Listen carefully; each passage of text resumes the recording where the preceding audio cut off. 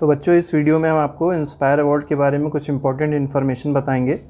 हमारा जो इंस्पायर का वीडियो था जिसमें हम लोग ने कई सारे प्रोजेक्ट्स डाले थे, उससे रिलेटेड हमको कई सारे कमेंट्स मिले और कमेंट्स में मेनली ये देखने को मिल रहा है कि बच्चे अभी भी कंफ्यूज हैं कि प्रोजेक्ट जो बन रहे हैं वो किस तरीके के बनेंगे, पैसे कब आएंगे। और साथ ही साथ एक बहुत इंपॉर्टेंट चीज़ है जिसमें बच्चों को कन्फ्यूजन हो रही है और वो ये है कि कैसे रिप्रेजेंट करेंगे। तो रिप्रेजेंटेशन के बारे में भी थोड़ी सी प्रॉब्लम सबको हो रही है कि कैसे रिप्रेजेंट किया जाएगा। तो मैं पिछले 5 साल से, अगर जानेंगे आप लोग, ठीक है, पिछले 5 साल से मैं बच्चों को तैयारी करवा रहा हूँ और कई सारे बच्चे ऐसे हैं जिन्होंने कंपटीशन को निकाला भी है और उसमें कुछ होता नहीं, बहुत आसान होता है। ठीक है, तो अभी फ़िलहाल देखेंगे 31 अगस्त जो है लास्ट डेट है, लेकिन हर बार ऐसा होता है कि 1 महीने के लिए इसको एक्सटेंड कर दिया जाता है। तो मेनली जो इसकी लास्ट डेट रहती है वो 31 सितंबर रहती है। तो अगर आपने नहीं भी भरा है तो आप अभी भी टाइम है, भर दीजिएगा उसको।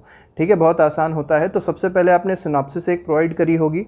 जब आप अप्लाई करते हैं तो इसमें एक सिनॉप्सिस लगती है। सिनॉप्सिस में जब भी आप सिनॉप्सिस बनाइए, जब भी आप कोई प्रोजेक्ट बनाइए, तो प्रोजेक्ट को ये ध्यान में जरूर रख के बनाना चाहिए कि जो आपका प्रोजेक्ट है, ठीक है, ध्यान से सुनिएगा, वो सस्टेनेबल डेवलपमेंट पे होना चाहिए, वो एग्रीकल्चर पे होना चाहिए, वो इन्वायरमेंट पे होना चाहिए, वो ज़्यादा प्रेफर किया जाता है। बच्चे क्या करते हैं मेनली, जब 8th, क्योंकि पता है आप लोग को 6 से लेकर 10 तक का होता है, तो जब भी 6th, 7th, 8th के बच्चे इसमें ज्वाइन करने की कोशिश करते हैं, इसमें पार्टिसिपेट करने की कोशिश करते हैं, तो वो ऐसे प्रोजेक्ट लेके आते हैं जिनमें बैटरी यूज़ होती है। और इंस्पायर अवार्ड कभी भी ऐसे प्रोजेक्ट्स को बहुत प्रेफर नहीं करता जहाँ पर बैटरी का इस्तेमाल हो रहा हो। हाँ, सेंसर से रिलेटेड अगर आपका कोई प्रोजेक्ट है तो वो अच्छी बात है, वो कहीं ना कहीं अच्छा माना जाता है। लेकिन अगर आपने केवल एक बैटरी लगाई है और उससे आपने फ़ैन रोटेट कर दिया, फिर आप सोच रहे हो कि बहुत अच्छा प्रोजेक्ट हो गया, तो ये सब बहुत पुराने हो गए, ये कोई प्रोजेक्ट नहीं रह गया। ये सब एक कह सकते हैं एक साइंस का एक तरीके का एक्सपेरिमेंट टाइप का हो गया है। तो वहाँ पर ना साइंस का एक्सपेरिमेंट करना है, केवल आपका एक कोई छोटा सा आइडिया हो, ज़रूरी नहीं बहुत बड़ा आइडिया हो, बहुत पैसा उसमें खर्च हो, एक छोटा सा भी अगर आइडिया है तो भी काम चल जाएगा, तो भी वो आइडिया बहुत प्रेफर किया जाता है। बस उस आइडिया को जो यूज़ होना चाहिए वो एग्रीकल्चर में होना चाहिए, क्योंकि आपको पता है हम लोग का जो देश है वो कृषि प्रधान देश है। ठीक है, तो कृषि यहाँ पर सबसे ज़्यादा देखी जाती है, क्योंकि आजकल की सबसे बड़ी प्रॉब्लम क्या है, एनवायरनमेंट है। तो एनवायरनमेंट से रिलेटेड अगर आपका कोई भी प्रोजेक्ट आ रहा है, एग्रीकल्चर से रिलेटेड आ रहा है, वाटर हार्वेस्टिंग से रिलेटेड कोई प्रोजेक्ट आ रहा है, मतलब कुछ यूनिकनेस उसमें होनी चाहिए। ऐसा नहीं आपको कहा जाता है कि आप कोई नया चीज़ इन्वेंट करिए, लेकिन जो चीज़ इन्वेंट हो चुकी है अगर उसमें आप कुछ नया दे पा रहे हैं तो कहीं ना कहीं वो प्रोजेक्ट्स प्रेफर किए जाते हैं। तो आप लोग ऐसे प्रोजेक्ट्स को बनाने की कोशिश करिएगा, कुछ ऐसे आइडियाज़ लेके आइएगा। बाकी आप अपने स्कूल में भी जो टीचर्स होंगे उनसे हेल्प ले सकते हैं, या अगर आपको कोई और दिक्कत होती है अपने प्रोजेक्ट में तो आप लोग का, हम लोग का जो नंबर जो दिया हुआ है ऊपर, उसमें आप लोग कांटेक्ट करके अपनी दिक्कतों को पूछ भी सकते हैं। अब बात आती है कि रजिस्ट्रेशन के बाद क्या करना होता है। तो रजिस्ट्रेशन करते समय जो भी मतलब आपके टीचर रजिस्ट्रेशन करेंगे उसमें इस चीज़ का बहुत ध्यान दीजिएगा कि जो रजिस्ट्रेशन के टाइम पे अकाउंट नंबर यूज़ होता है, क्योंकि बच्चे के अकाउंट में पैसे आते हैं, किसी और के अकाउंट में पैसे नहीं आ सकते हैं। तो अकाउंट नंबर केवल और केवल स्टूडेंट के नाम पर होना चाहिए और स्टूडेंट का ही होना चाहिए। ठीक है, पेरेंट्स का अकाउंट नहीं चलेगा, ना फादर का ना मदर का, केवल और केवल स्टूडेंट का अकाउंट होना चाहिए, उसी के नाम पे अकाउंट होना चाहिए, तभी आपके पास पैसे आएंगे। फिर जब पैसे आ जाते हैं 10,000 रुपीज़ आपको मिलते हैं, ठीक है, वो आपके बैंक में ही आ जाएंगे डीबीटी के थ्रू। ठीक है, तो जब वो आपके पास आते हैं तो फिर वो 10,000 रुपये आपको क्यों दिए जाते हैं, वो इसलिए दिए जाते हैं क्योंकि आप उन पैसों से अपने प्रोजेक्ट्स को अच्छे से अच्छा बनाने की कोशिश करें। ठीक है, प्रोजेक्ट्स में याद रखिएगा, जो भी प्रोजेक्ट इंस्पायर बनवाता है तो उसमें एक हमेशा चीज़ मना करता है कि कोई थर्माकोल का यूज़ ना करे। और हम जितनी बार गए हैं एग्जीबिशन में देखने के लिए तो क्या देखते हैं कि ज़्यादातर बच्चे हमेशा थर्माकोल से रिलेटेड प्रोजेक्ट्स बनाते हैं, जो कि गलत है। तो थर्माकोल से रिलेटेड प्रोजेक्ट आपको नहीं बनाने, बिल्कुल भी नहीं बनाने हैं। हाँ, कार्डबोर्ड आप यूज़ करिए, हार्डबोर्ड यूज़ करिए, प्लाई यूज़ करिए, वो सब ठीक है। ठीक है, क्योंकि 10,000 रुपये सरकार अगर दे रही है तो कहीं ना कहीं वो भी एक्सपेक्ट करती है कि आप कुछ ना कुछ उसमें खर्चा भी करें।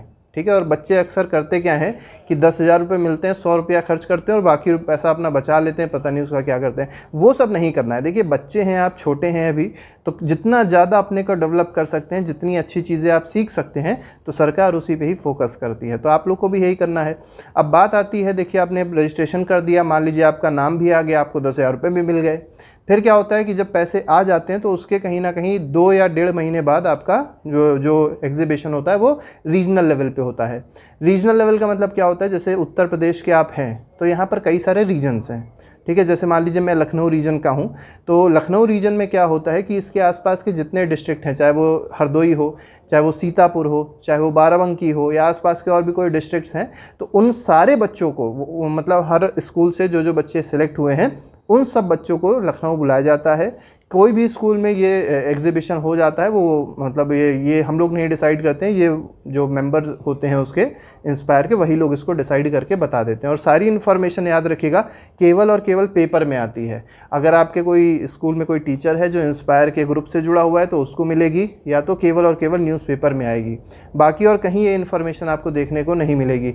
अगर आप ये सोचते हैं कि नेट पे आपको अवेलेबल हो जाएगी इन्फॉर्मेशन या वेबसाइट पे अवेलेबल हो जाएगी, तो नहीं हो, अभी तक तो नहीं होती थी, ना ही इस बार भी होने वाली है। लेकिन अगर कुछ ऐसा होता है तो अगर हमको पता चलेगा तो हम आपको ज़रूर बता देंगे इसके बारे में कि कहाँ पर आपका जो भी एग्जीबिशन है वो होने वाली है। तो जब आप एग्जीबिशन में पहुँचते हैं, ये एग्जीबिशन जब होती है तो क्या होता है, 5 से 6 साइंटिस्ट होते हैं जो हर जगह बुलाए जाते हैं।